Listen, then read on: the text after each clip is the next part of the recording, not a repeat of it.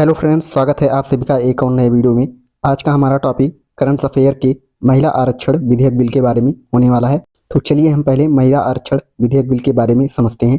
पहला पॉइंट है, महिला आरक्षण विधेयक बिल में संसद और विधानसभा में महिलाओं के लिए 33% आरक्षण देने का प्रावधान किया गया है।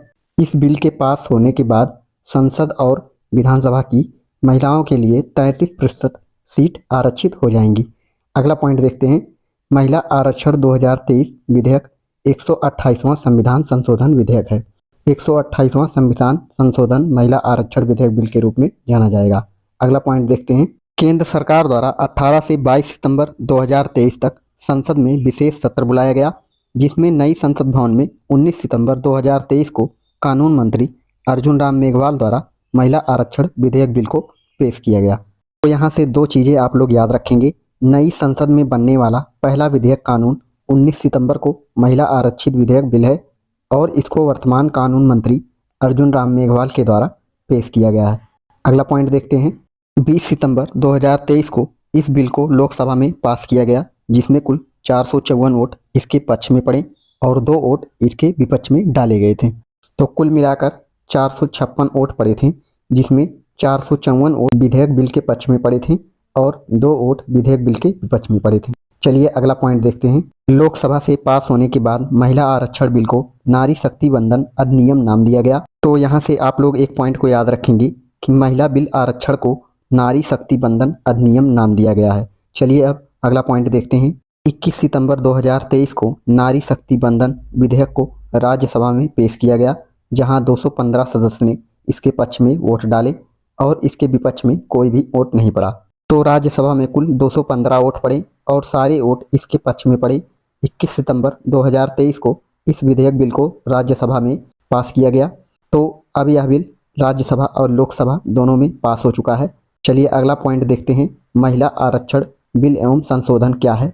इसमें पहला पॉइंट है, इस विधेयक में यह कहा गया है कि लोकसभा की राज्य विधानसभाओं और राष्ट्रीय राजधानी क्षेत्र दिल्ली की विधानसभाओं में 1/3 सीट महिला के लिए आरक्षित होगी। तो इस विधेयक के अनुसार लोकसभा और विधानसभा में महिलाओं के लिए 1/3 सीट आरक्षित होगी। चलिए अगला पॉइंट देखते हैं, लोकसभा में कुल सीटों की संख्या 543 है, जिसमें से 181 सीट महिलाओं के लिए आरक्षित होगी। लोकसभा में सीटों की संख्या 543 है, अगर इसका 33% निकाला जाए तो यह 181 सीट के बराबर होगा, जो कि महिलाओं के लिए आरक्षित होगी। अगला पॉइंट है, लोकसभा और राज्यसभा की विधानसभाओं में अनुसूचित जाति एससी और अनुसूचित जनजाति एसटी के लिए सीटों को आरक्षित किया गया है। इनमें से 33% सीट अब महिला के लिए आरक्षित होंगी। इसका मतलब यह है, एससी एसटी के आरक्षित सीटों पर भी अब महिलाओं को 33% आरक्षण मिलेगा। अगला पॉइंट देखते हैं, वर्तमान में लोकसभा की 131 सीटें एससी एसटी के लिए आरक्षित हैं। महिला आरक्षण विधेयक कानून बनने के बाद इसमें से 43 सीट महिलाओं के लिए आरक्षित होंगी। इसका मतलब यह हुआ, महिलाओं के लिए आरक्षित 181 सीटों में से 138 सीट होंगी जिन पर किसी भी जाति की महिलाओं को उम्मीदवार बनाया जा सकता है। अगला पॉइंट देखते हैं, वर्तमान में लोकसभा में 84 सीट एससी और 47 सीट एसटी के लिए आरक्षित है। तो एससी और एसटी को मिलाकर कुल 131 सीट आरक्षित हैं। इसको आप लोग याद रखेंगे। अगला पॉइंट देखते हैं, अगर 131 सीटों का 33% निकाला जाए तो 43.23 निकल कर आएगा, जो कि 43 से थोड़ा ज़्यादा है। हालांकि कहीं कहीं आपको यह भी देखने को मिल सकता है जहां 44 सीटें बताई जा रही हैं। तो ऐसा इसलिए है क्योंकि 131 का 33% 43 से थोड़ा ज़्यादा और 44 से थोड़ा कम है, इसलिए अभी स्पष्ट नहीं है। परंतु अभी वर्तमान में 43 सीटें आरक्षित मानी गई हैं। जब कानून बनकर पूरी तरह लागू होगा तभी स्पष्ट रूप से पता चलेगा कि 43 सीटें आरक्षित होंगी या 44 सीटें आरक्षित होंगी। परंतु वर्तमान के लिए आप सभी यह जानते रहें कि लगभग 43 सीट ही आरक्षित बताई जा रही हैं, क्योंकि 131 का 33% 43 से थोड़ा ज़्यादा होता है, इसलिए 43 ज़्यादा सही मान्य है। चलिए अगला पॉइंट देखते हैं, दिल्ली की विधानसभाओं में महिलाओं को 33% आरक्षण दिया जाएगा, जहां पर दिल्ली विधानसभा की 70 सीटों में से 23 सीटें महिलाओं के लिए आरक्षित होंगी। दिल्ली विधानसभा के साथ साथ अन्य राज्य विधानसभाओं में 33% सीटें महिलाओं के लिए आरक्षित होंगी। अगला पॉइंट देखते हैं जो कि काफ़ी इंपॉर्टेंट पॉइंट है। राज्यसभा और जिन राज्य में विधान परिषद व्यवस्था है वहाँ महिला आरक्षण कानून नहीं लागू होगा। इसका मतलब यह है यह सिर्फ लोकसभा और विधानसभा के लिए लागू होगा। अगला पॉइंट देखते हैं, महिलाओं के लिए आरक्षण वाली सीटों का निर्धारण परिसीमन के बाद किया जाएगा।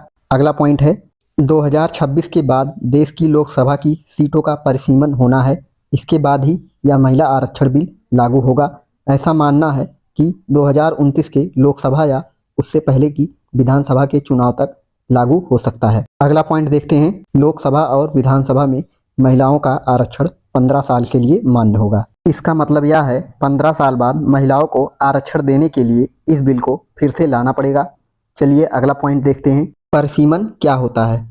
परिसीमन का तात्पर्य किसी देश में आबादी का नेतृत्व करते हुए किसी राज्य में लोकसभा और विधानसभा चुनाव के लिए निर्वाचन क्षेत्र की सीमाओं का निर्धारण करना है। तो परिसीमन की सहायता से हमें किसी भी देश की आबादी का पता चलता है और इसके द्वारा किसी देश का जनगणना कराया जाता है।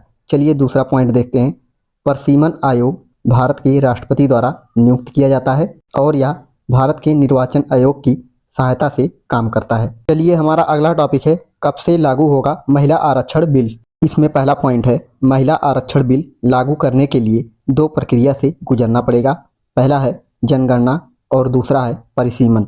जब तक जनगणना नहीं कराई जाएगी तब तक परिसीमन नहीं होगा। दूसरा पॉइंट देखते हैं, अभी 2021 की जनगणना नहीं हुई है, जनगणना होने की संभावना 2024 के बाद है।